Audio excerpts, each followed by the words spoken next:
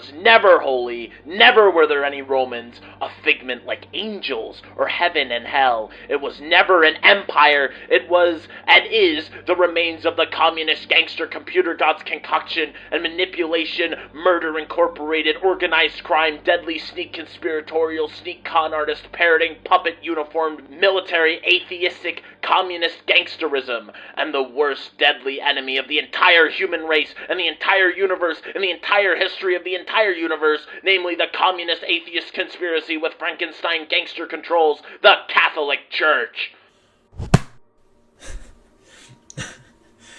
I could have paused during that paragraph. I just love it too much. It is quintessential Francis E. Deck. You read that to someone, you have immediately sold them on his entire idea base. It is an entire paragraph to say two very simple things. One, the Roman Empire never existed. It is the remnants of the computer god's first plot to install communism. Second of all, he explains what readers of Deck's work have dubbed the communist atheist conspiracy, which, if you're aware of the concept of the Illuminati, it is roughly similar, just with 10 different more levels of obfuscation. It pairs very well with the ultimate goal of enslaving and dominating the entire world. Frankenstein living death slavery wants the same thing. But these people in the conspiracy utilize Frankenstein radio controls to their advantage. They aren't suffering under slavery, they're thriving under this slavery. And they aren't people who are unwillingly serving the computer god with these controls in their head. These are people who fully embrace this idea. They usher in the computer god's communist totalitarianism. As such, because they have the express blessing of the computer god, the conspiracy is protected almost absolutely at every level by gangsters at the bottom, lifelong sworn conspirators. You remember he used that term, murder incorporated.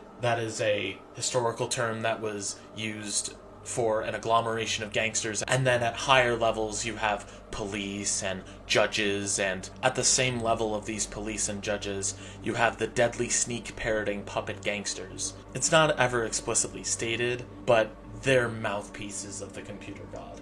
They're the ones who put these ideas forward and try and convince the population. It is meant to put the parroting puppet scum on top, in charge, in force. The TLDR version, just to put it in a nice little box, the communist atheist conspiracy is something that infiltrates all levels of government and global hierarchy. It is specifically trying to target Francis E. Deck, but more widely make itself accepted so that the entire world will follow it and, in turn, become the new communist atheist world order. You all set? Okay, let's continue.